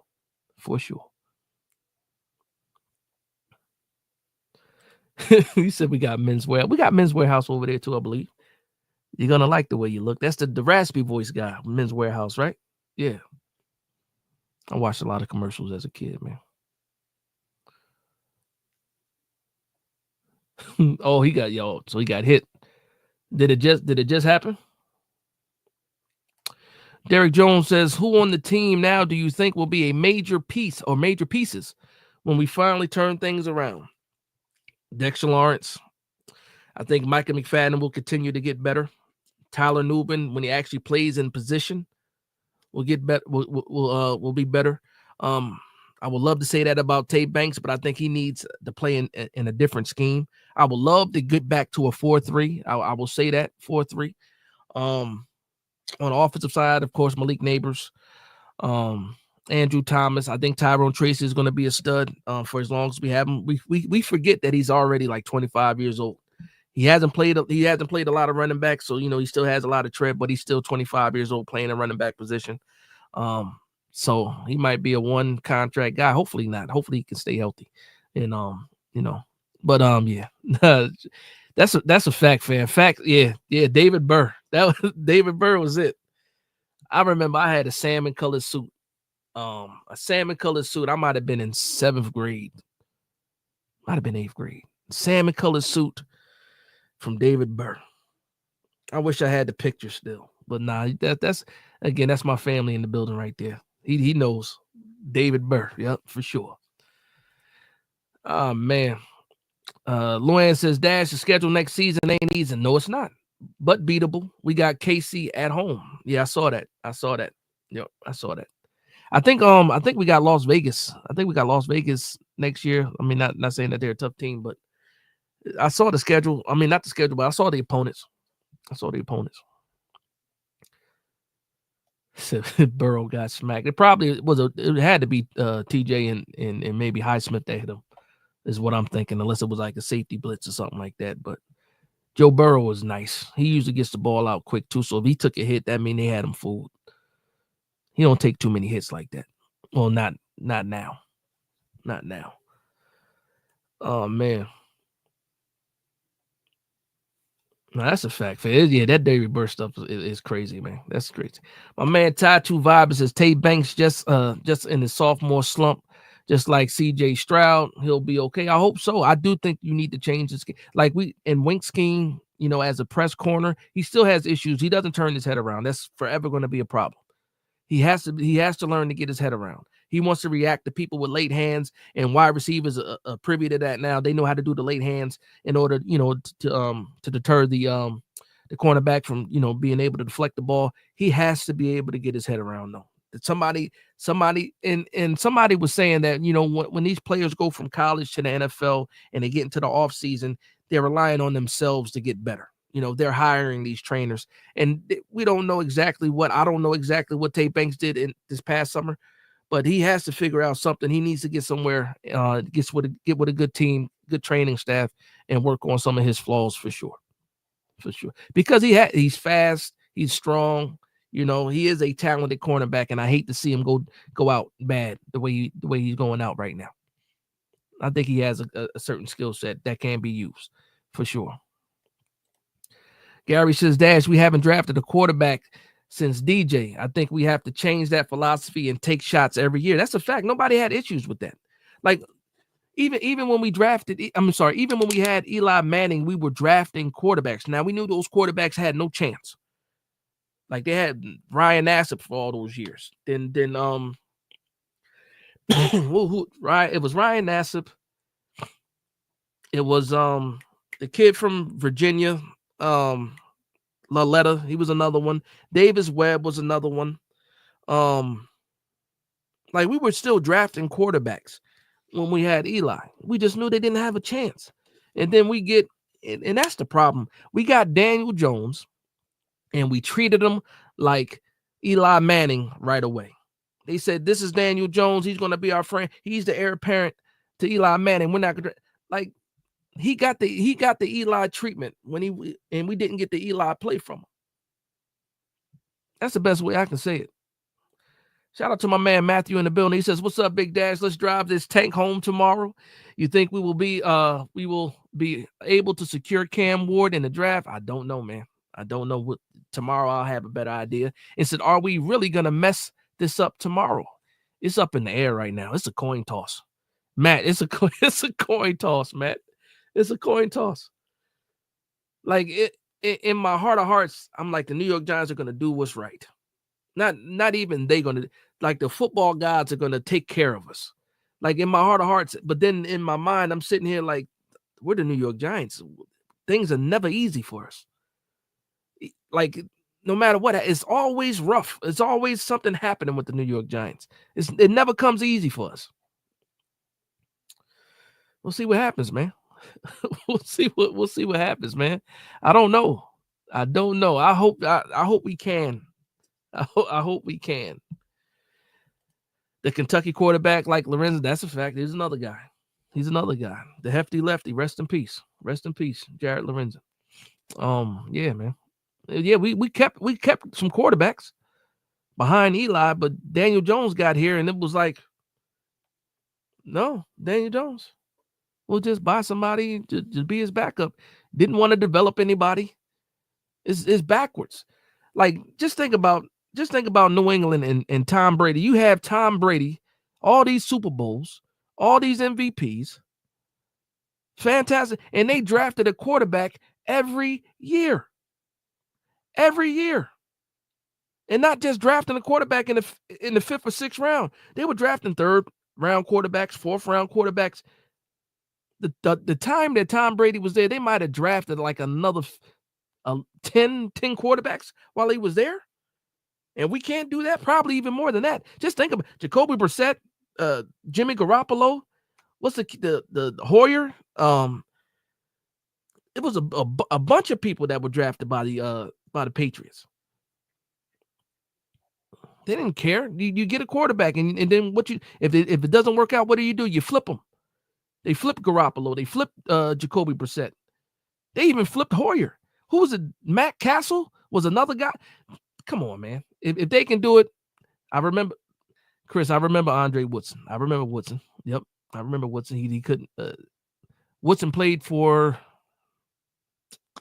Kentucky. I think Andre Woodson played for Kentucky. It was one of those blue teams in college he played for. Because Tyree Jackson played for Buffalo. I think Andre Woodson was Kentucky. I think. I remember Andre Woodson, though. The Pillsbury throw boy. Yeah, he had all those nicknames. Chris says, would you be open to signing Justin Fields? Right now, today, no. No. If you ask me in April, or if you ask me after the draft, and depending on what we have in the building, yeah, if we don't have anybody, then I would sign with Fields. But right now, no. He still has a lot to prove himself. I don't think he's a quarterback that you can bring here and win games with right now. I think the situation for him in Pittsburgh right now is perfect. Because again, Russell Wilson, how many years does he have left? The Pittsburgh Steelers probably going to re-sign him for a team-friendly deal. You could probably get Fields, unless Fields just doesn't want to be there, is one thing. Unless Justin Fields doesn't want to be with the Steelers, which he'll be an idiot if he decides. Just sit behind Russell Wilson. You get another chance to be the guy with the Steelers. I think that's a good situation for him. But yeah, for me right now, I can't do Fields right now. I can't do it right now. But when there's desperation, you make desperate decisions, and who knows where we're gonna be at in May. And by that time, Fields will probably already have his decision made and be with the team too. So, I mean, it just depends. It just depends. What's going on, Diella? Shout out to my man Diella in the building. Again, when it's the New York Giants community, we got to shout out the people that are also in the community. So if you're not subscribed to Diella, make sure you guys go ahead and do that, man. Go ahead and do that, Diella. What's going on, bro? How you doing, man? How you doing? Said haven't had those in 20 years now. Mrs. Fields cookies. Good Lord. I think they sell Mrs. Fields at Costco. That might be Otis Spunkmeyer, actually. I might be wrong. Mrs. Fields cookie. I remember Mrs. Fields. I don't think they had that out here on the West Coast. Mrs. Fields. They definitely don't have Otis Spunkmeyer. That's an East Coast thing right there. 16-7. Okay, yeah. What quarter though? 16, third quarter for, oh boy. Oh boy. Oh boy. Oh boy. Yeah, it is what it is, though. Wife might not be happy after this game. He really talk about them cookies. Now that's funny. Yeah, Mrs. Fields in the mall. Mrs. Fields was in the mall for sure. The bakery, Macy's in Monterey, California. So they do have one. Okay, Monterey. Shout out to Monterey. Shout out to Monterey. Nice little ocean city, Monterey. I had a coworker that was from Monterey.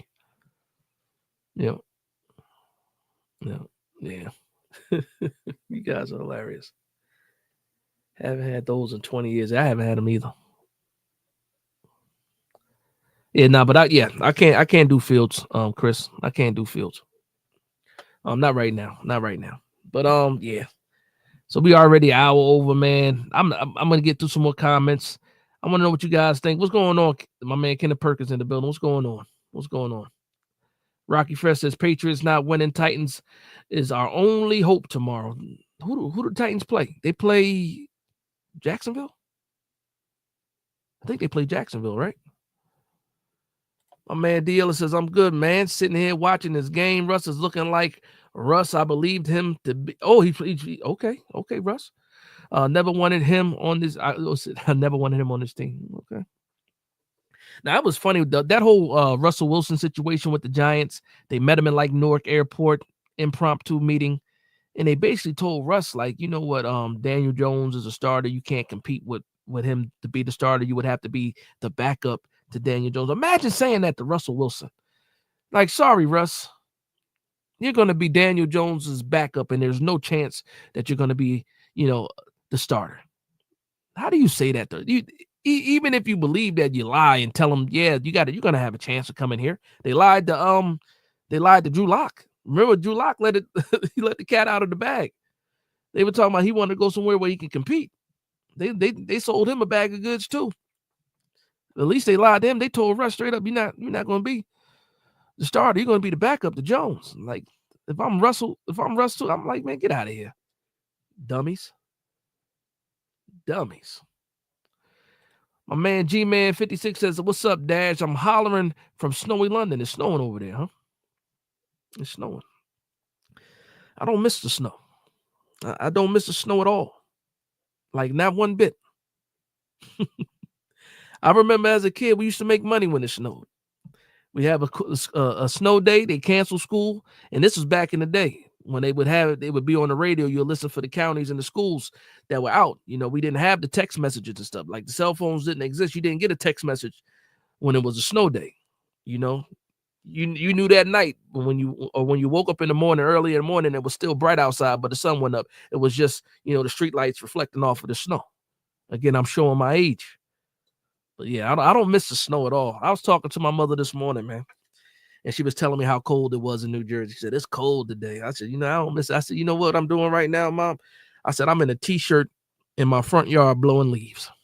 I said, I don't miss that cold at all. At all, man. I don't miss it. I'm telling you, New York State of Mind says it's cold right now. My mom told me this morning how cold it was. My mom's light too. She don't mess with the sun too much. Well, she don't mess with the cold at all. She don't mess with the cold. She said it was cold this morning. I believed her. I don't miss that cold at all, man. Listen, like, shout out to my East Coast people, man. I remember the blizzard of 1996. Some of y'all wasn't even alive in 1996. For those that from the East Coast and were on the East Coast, especially in the tri-state area in 1996, you know what I'm talking about. The blizzard of 96. The snow was so deep, I can jump off my front porch into my yard and not get hurt. That's how deep the snow was. That's how deep it was. And shout out to my cousin, man. Shout out to my cousin Shamari right here, man. The snow was so deep one time. He built a track in the backyard, and he used to do race cars. He used to do race cars like the race cars, the electronic race cars. I don't know how he did it, but he made a whole racetrack in the backyard. Somehow made it with some ice, and he had his race cars racing in the backyard and made an ice track. I remember the blizzard of 96, man. It was crazy. Blizzard of 96, y'all know it, man. That's a fact. That's a fact, man. Blizzard of 96. I made some money. I was in Millburn, New Jersey, shoveling snow. I remember that. We made some, yeah. Shout out to my man, Andrew Terry, man. We made some money during the Blizzard of 96, man. That's the only you figure I was 13 in the Blizzard of 96, 13. Yeah. Yeah. No, that's a fact, man. The worst blizzard since there. Yeah. The Blizzard of 96 was no joke, man. Look at it. Somebody Google it. You can still see the news stories about it. New York City was shut down in Blizzard of 96. The city was, I mean, figure I'm from Jersey. New Jersey was shut down, but New York was shut down. Now, that's a fact, man. I miss you too, big bro. I miss you too, man. That's a fact, man. Oh, man. Matthew Killen says, thankfully, I'm in Palm Beach now. Definitely better than the snow for sure. Yeah. Yeah. Shout out to Florida. No, Palm Beach. That's Florida. That's Florida. Yeah, that's Florida. Yeah. Yeah, that weather's nice over there. It's nice over there. John May says, I'm scared I'm going to tear my ACL anytime the ice is out. Yeah. Like my wife's from California. She doesn't know anything about like black ice. None of that stuff. Like she looks at videos. She's like, oh, the snow is so beautiful, right? The snow is so beautiful. And we know, man, as people from the East Coast know, when that snow first falls, it's beautiful. The snow is beautiful after about a day or two, when the cars start running through it, the snow is all dirty. It turned into slush. You can't do anything with it. You're slipping down the sidewalks. You got to throw ice down. I'm sorry, you got to throw salt down and stuff like that. Like, listen, I'm so happy. It is what it is. I don't want to go down memory lane too much, man. My man, Ron B's 58 said, I was living in South Orange, New Jersey during the 96 blizzard. I couldn't work for 2 days. It was bad. It was bad. And again, I was out there shoveling snow. I remember my aunt called me and she was like, yo, you and your cousin need to come in and shovel my driveway out. You remember when you was a kid, your family used to just call you. You just have to go and shovel it. And you wasn't getting paid for it either. You wasn't getting paid for it. Family call, you got to go shovel out the walkway, shovel out the driveway, stuff like that. You wasn't getting paid, but that blizzard of 96 was crazy. Frozen, dirty snow. Yeah. My wife didn't experience that kind of snow. No, she sees it on TV, and it's the snow angel snow. Not. It's been on the ground for a week, and the car's been all through it and got exhaust, and the snow it got little black speckles on it and all that other stuff. Yeah, it's different. It's different. Or you had to wait for the snow plows to come through before you can even get. And then if you shovel your driveway too early and the snow plow comes through, it blocks your driveway again. Yeah, nah. Nah. My man Matt, let's get back to football. I mean, I'm going down memory lane too much. Let's get back to football. Man, Clayton Jones says, hey Dash, who is the best wide receiver in what, college? Or we talking about NFL? In college, it's the kid out of Arizona, McMillan. What's his name? I don't know how to pronounce his name. Tetero McMillan. 6'3", 6'4", 215 pounds monster. Yeah, he's the best. He's the best wide receiver in college football coming out for sure. Yeah, he's the best. As far as NFL, you got to go Justin Jefferson. You got to go Jamar Chase. You know, just off the bat, those probably the two best wide receivers. It's a couple. It's some good wide receivers in the NFL. Malik Neighbors can be one of those guys as long as we can keep getting them in space. We saw what he can do. He's a yak monster, and we finally got a chance to see that for sure. You know. Isaac says you got to park between. We done reminiscing, Isaac. That's yeah. And the bad thing about it is, like, if you live somewhere and and you shovel out your spot, like you shovel out the spot that your car's in, and you finally get your car out, and then you come back from work and somebody's in your spot that you shoveled out earlier that day, you were ready to fight. Yeah, I don't miss the snow at all, man. I don't miss it. Ohio State wide receiver crazy. Now you talking about the freshman Smith? Yeah. Ohio State, yeah. But they got what's his name? Ed Buka is another one. fantastic. He's coming out this year. T. Higgins is good too. Yeah, I see you. Jefferson, but Hill, yeah. No, it's a lot of good wide receivers out there. Tyreek Hill can't wait to get out of Miami, in my opinion, right now. If they can't get solid quarterback play, you're probably going to see him raising hell a little bit to try to get out of there. That situation with Miami is a little bit different. Like, I hope for the best when it comes to Tua. Hopefully he can stay healthy, but it is what it is, man. Pablo Velez says who we pick at 4 if we lose tomorrow. We won't be picking. Oh, if we lose tomorrow, we will be picking at 4. I had to correct myself. Sorry.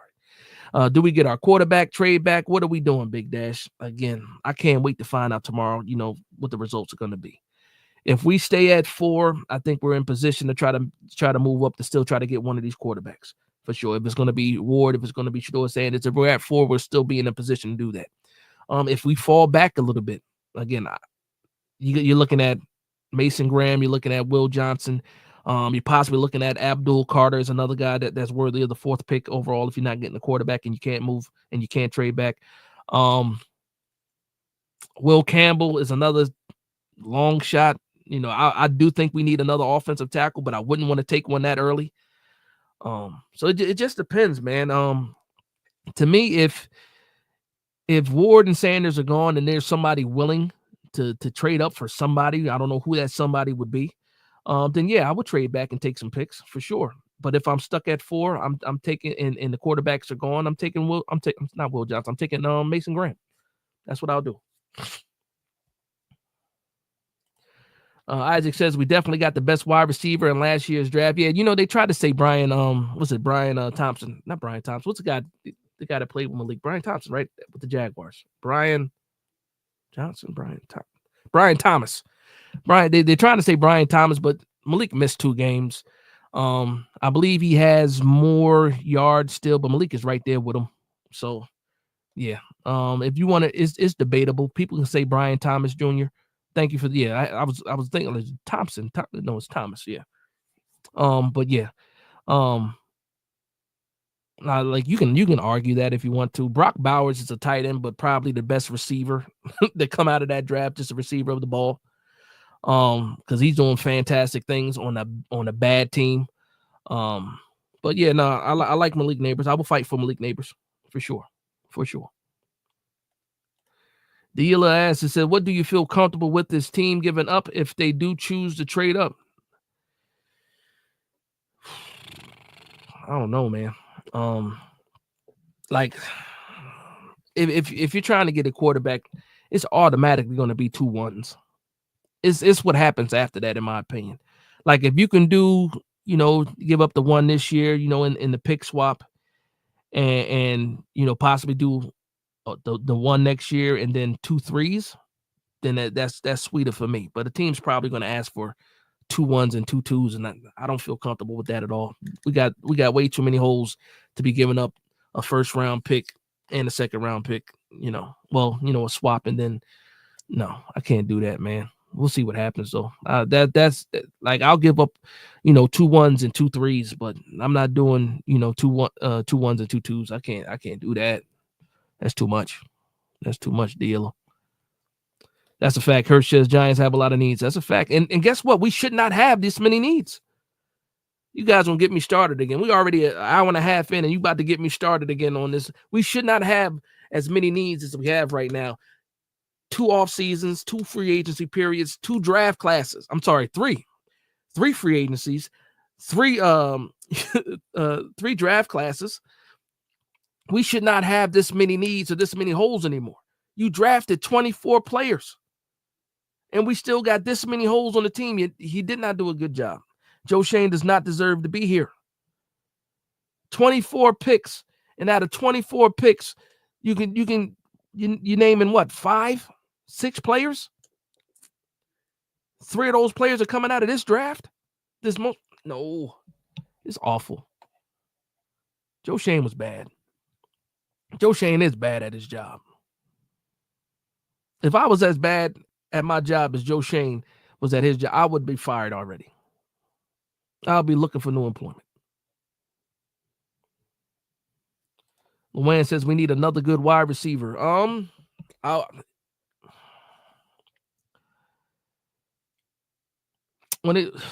Let's see what. Yeah. I think good quarterback play answer that question for you even more.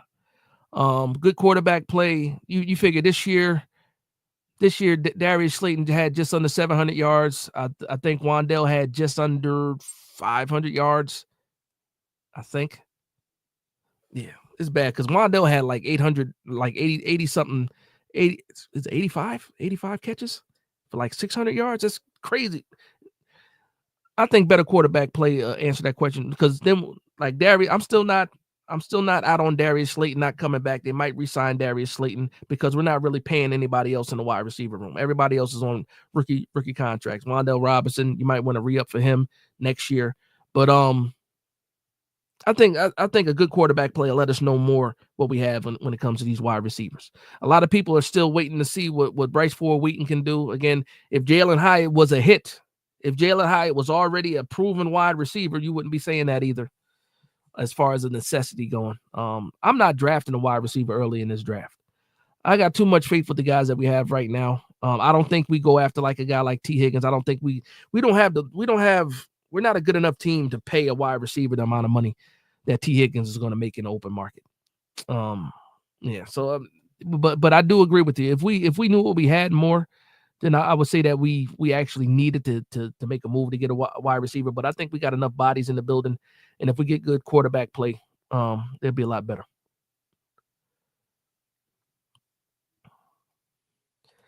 My man Giant Topic said if Tennessee, New England win and the Giants lose, they'll get to pick 2. Okay. And at that, it said that would should calm down. Yeah, it should calm down the Giants. If we can get to 2, everybody shuts up. Everybody shuts up. Yep. If we can get back to 2, a lot of people that are crying right now, including myself, with that, I would shut up. I wouldn't say anything because I know for a fact I'm going to get at least one of the 2 top quarterbacks. I'm getting one of these guys. I might have. I still. Who knows? Who knows what? What the top? It'd be Cleveland in that case. Cleveland would have the number 1 pick, but I know at least I'll have a chance to get one of the top 2 quarterbacks. I would love for that to happen, Giant Topic. I would love for that to happen. Absolutely. Absolutely. Giant Topic always says, what's your case for Dable to stay? Does the fan base have more confidence if he molds his quarterback, seeing what he's done with DeVito, Tyrod, and Jones? Are you asking me that question, or is that a question that's going on in the chat? I'm trying to see if that's a follow-up to a question, if that's for me. Shane ain't giving up picks.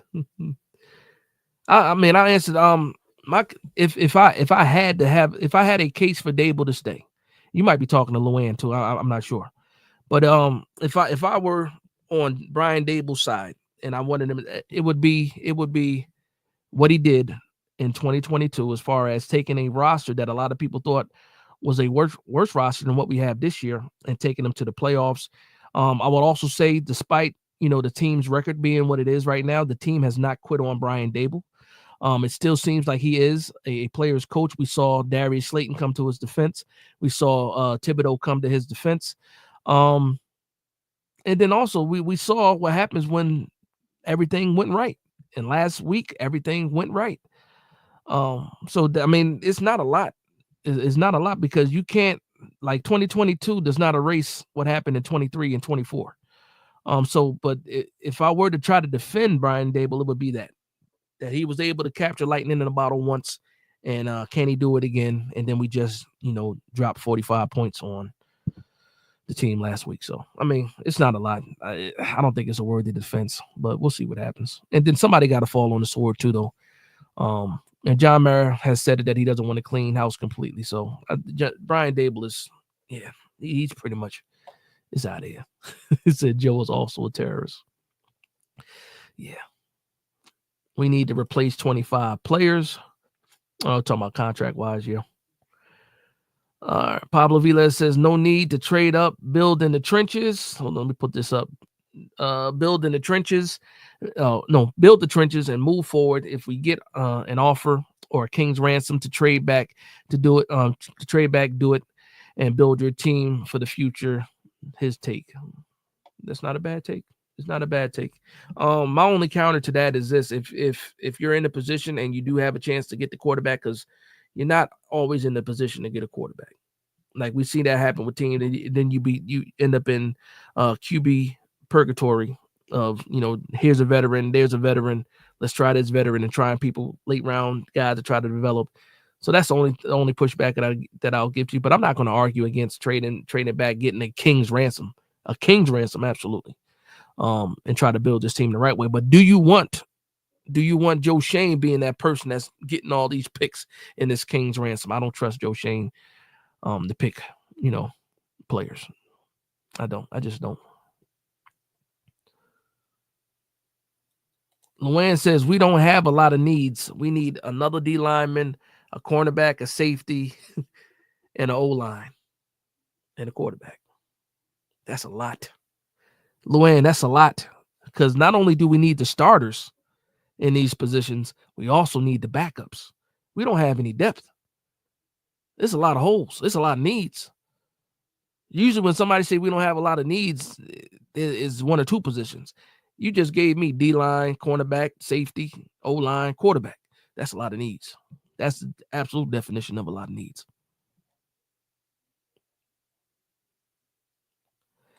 Stanley asks, what do you think about Louis Riddick being the Giants' new GM? I mean, Louis Riddick is cool. Louis Riddick is cool. He seems to know what he's doing. He has some front office experience. He was with the Raiders. But he's been on TV for a long time now. I don't know the last time he's actually been a part of a front office. So I'm curious to see what happens. But I think he deserves an interview. If we're looking for a GM, I think he deserves an interview for sure.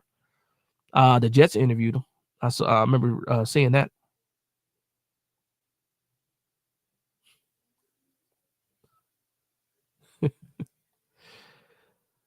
My man off Broadway said, if I was as bad at my job as Joe Schoen at his job, I'd be a manager. Yeah, right. If the Giants will give you every chance, you can fail multiple times.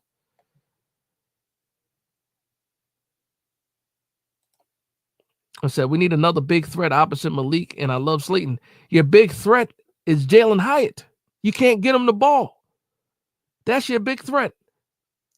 I'll say this: if I was running the New York Giants, I will play Malik Nabers the same way that the Dallas Cowboys play CeeDee Lamb. I don't need Malik Nabers lined up on the outside all the time. I need him in motion. I can put him in the slot. We've seen him in college play out of the slot. I will play him the same way the Dallas Cowboys play CeeDee Lamb. He's that type of wide receiver and even more explosive, in my opinion.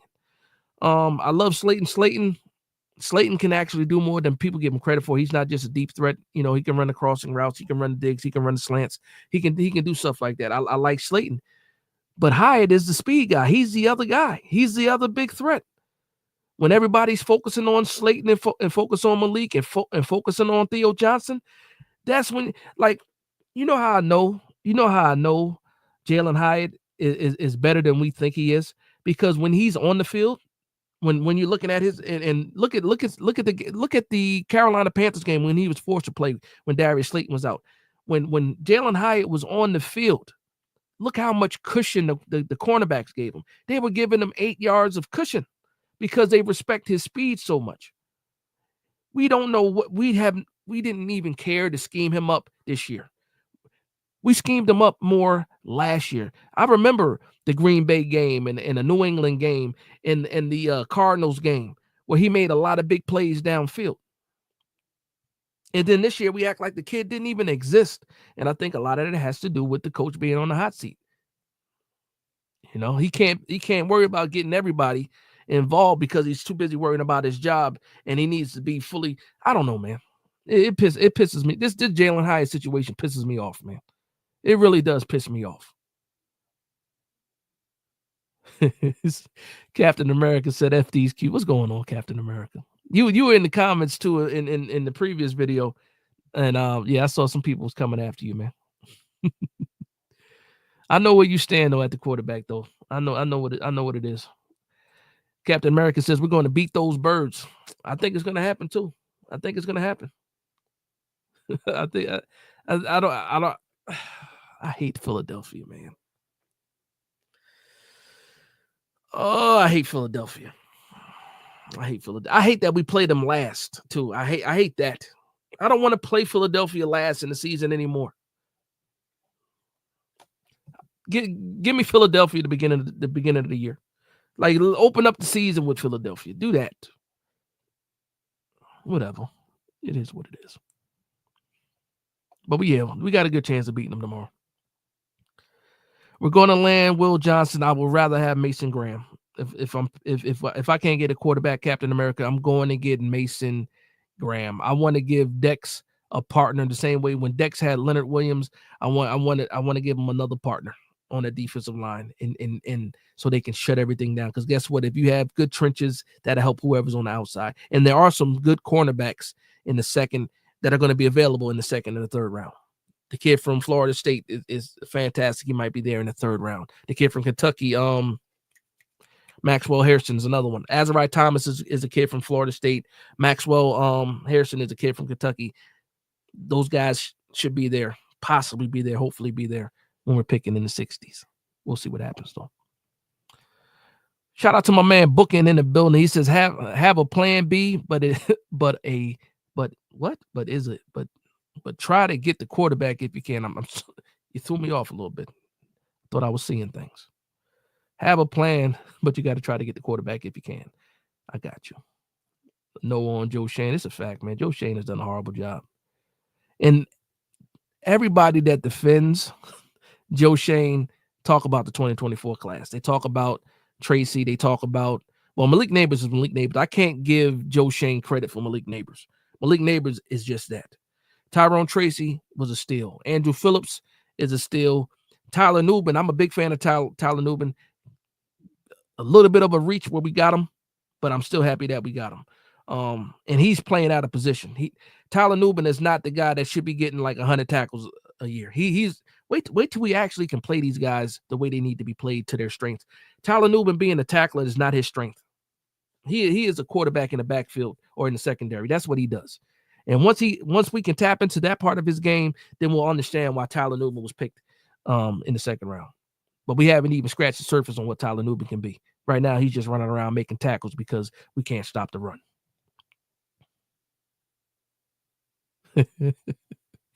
How's it going? We're going way back. He says, man, I wish we picked Allen at 2 instead of Saquon. You going way back.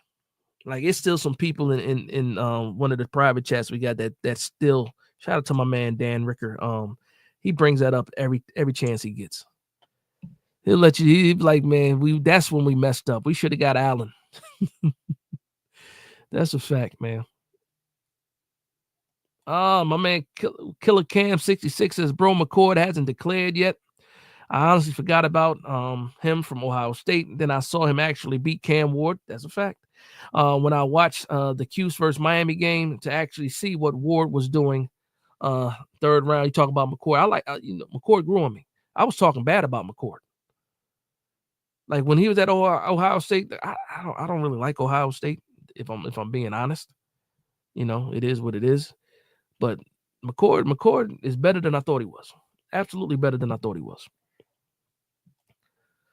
Coach Hayward, is it Hayward Bay? Coach Hayward Bay says Shane need to trust the staff who are giving him good suggestions. Yeah, that's a fact. That's a fact. Like if I had one plea, if I can say one thing to John Mara, before he makes this decision, if he hasn't already made the decision, I would tell John Mara to go back and watch the episodes of Hard Knocks. Go back and watch every decision that Joe Schoen made and what he told you and how he ignored the rest of the staff. The people that to your point, the people that offered suggestions, even down to his kids. He didn't listen to anybody. He thought Saquon Barkley wasn't going to get paid. He wanted to see what Daniel Jones can do. He didn't want to pay a $40 million quarterback to turn around and hand the ball off to a $12 million runner. He made he was the star of the show when it came to Hard Knocks. He was the star of the show, and every decision that Joe Schoen made blew up in his face. And then when we fast forward all the way to the bye week, what he decided to hang his hat on was, well, we got Tyler Nubin, we got Malik Neighbors. Andrew Phillips is doing a good job. Theo Johnson is coming along. That's what he hung his hat on. 3 drafts. The New York Giants are dogs. The New York Giants are bad right now. Very, very bad right now. And that's what he hung his hat on. That's how he tried to sell himself. I don't know. I feel like a broken record, man. Zach, what about Zach Wilson? I don't even want to talk about Zach Wilson. No. I don't even want to open up that door. John May says they should play Malik in the slot more to get Hyatt on the field. Absolutely. Listen, I'm gonna say, I don't know how everybody feels about Wan'Dale Robinson. Wan'Dale Robinson to me is a gadget guy. He's a guy that you bring in certain packages. Malik Neighbors is dangerous out of the slot. Like very dangerous out of the slot. The more I don't want to worry about Malik Neighbors in the slot because I got Wan'Dale Robinson needs to get snaps. I'm sorry. I don't care about Wan'Dale Robinson that much. And I say that respectfully because I like what Wan'Dale Robinson can do. And I remember Wan'Dale Robinson in Kentucky. If you can get him the ball in stride, he can take it. He can take it far. He can make some big plays. But that's not how he's being used here. Wan'Dale Robinson has, 85 targets, or either 85 catches for 600-something yards. That's not good. It's not good. Oh, man. Hyatt had a good game versus Buffalo and the Rams, too. Yeah. Listen, it is what it is, man. It is what it is. We're almost 2 hours in. Pittsburgh scared. What happened? Uh-oh.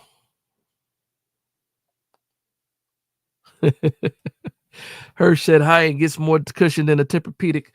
Yeah, he's he hasn't done anything. Like when on the big scheme of things, he hasn't done anything really. He hasn't had enough catches. He hasn't had enough snaps. But when he's on the field, the cornerbacks respect him. Because other teams know what he is. They know if he gets behind me, it's over. But for some reason, we forgot that we had him on the field. I mean, offensive line has something to do with that. Quarterback play has a lot to do with that. He has to be able to take the shots. I understand that. But we forget guys on the field. It is what it is. It is what it is. Oh, I didn't even see that. My bad. Miss E says, how about Michael Strahan as GM? I don't know about that. I haven't even thought about that. Would he even consider? I don't know about that. I don't know about that, Miss E. Yeah, I'm not sure about that. I'm not sure about that. My man, Coach Hayward Bay says McCord beat Miami's defense, not Cam. So he made sure you set the record straight. set the record straight. He's like, yeah, we ain't gonna do all that. Yeah, he beat Miami's defense is trash too. If we're gonna be honest, that defense is trash. Like trash. Yeah. It's trash. New York State of Mind says, how do I feel about Bowen as DC? I don't like his style. I would be a liar. If I said that there were points in this season that I really liked what Shane Bowen was doing. When he was being aggressive, when he was sending more than 4, and he was sending the blitz, and he was getting pressure and he was getting home, I loved it. When he sat back in that soft zone, which I hate so much, ever since Patrick Graham, I hated the soft zone. I hated him. But I will say this in defense of Shane Bowen. When Shane Bowen got here, he told you what type of players that he needed. He told you how many edge rushers he needed. He told you what kind of players that he needed in order to run his type of system, and we didn't give him the players that he needed to run his type of system. I will say that in his defense, but at the end of the day, it's about results. I'm not Bowen is gone to me. I think they replace him. Luann says, Dash, you remember when Giants owned Philly when McNabb was quarterback? Oh, wait a minute.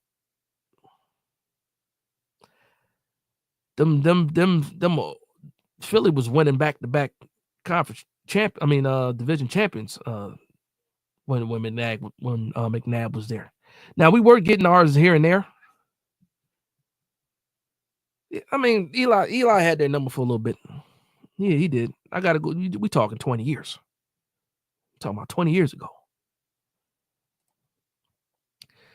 Reese Anderson, what's going on, Reese? He says, I think Cam Ward is the only one in this draft who has star potential. Sanders, though, the jury is still out. I can agree. I mean, listen, Ward is a wild player.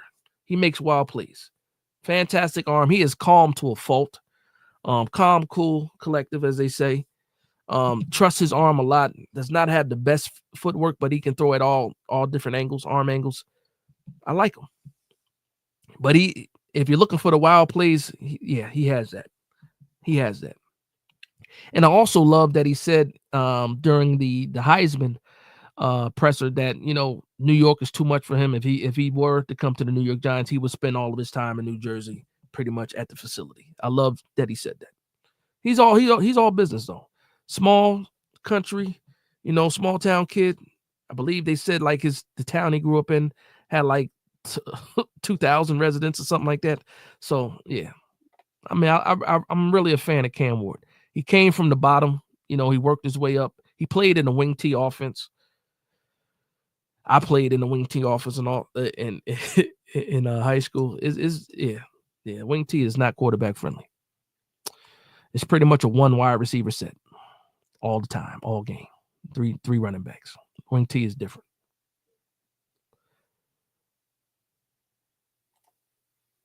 What's going on, Mickey X? Wagner Charles says, I wouldn't be mad if they gave the GM job to Brandon. I like Brandon Brown a lot. Absolutely. They said he had a big influence on last year's draft. I did also hear that, but I don't know how true that is. But that is something that I heard as well, that he had a lot of influence on last year's draft. But not enough influence to get us a quarterback at 6. I'll say that. I'll say that. But like I said, we got Malik Neighbors though. We got Malik. Wan'Dale Robinson is too Smedium. That's hilarious. Smedium is crazy.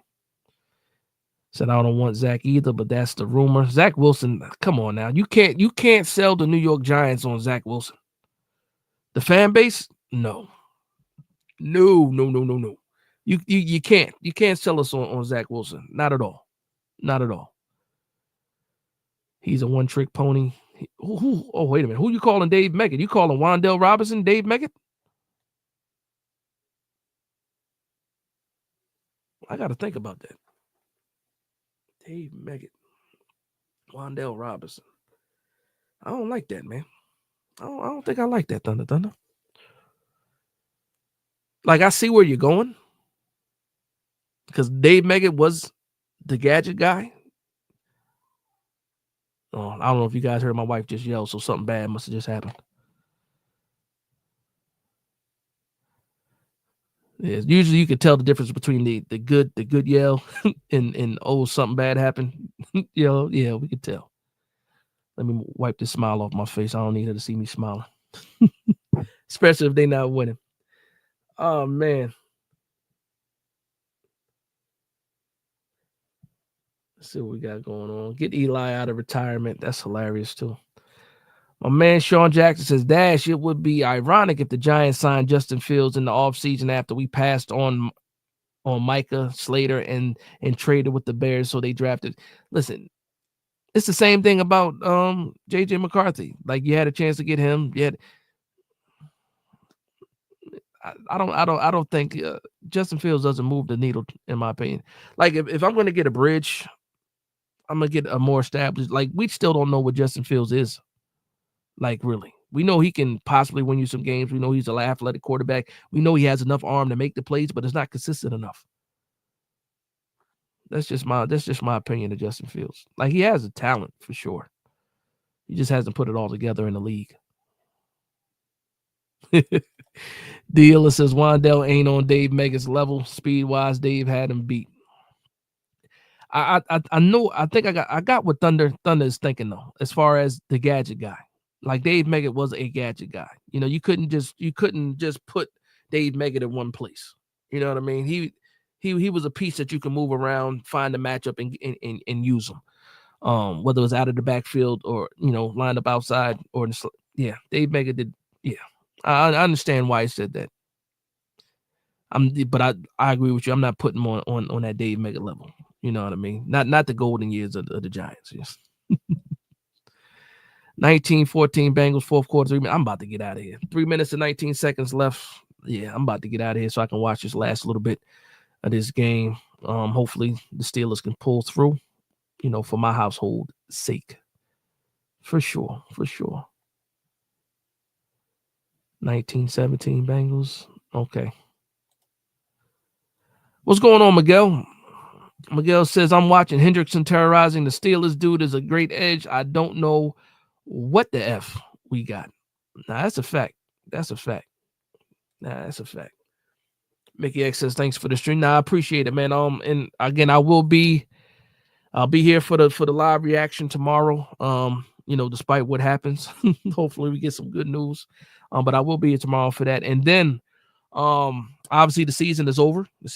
But I still will be here to do these shows weekly. Definitely want to start talking about the drafts and definitely like after with the news that's going to drop this week, whether we keep this regime intact or we split it up or if we get rid of everybody, I'm definitely going to be here next week to talk to you guys about that for sure. John May says tomorrow we determine our draft fate. That's a fact. That's a fact. He said, but we shouldn't have him stationary in the slot. No, listen, Thunder. It's not a bad idea.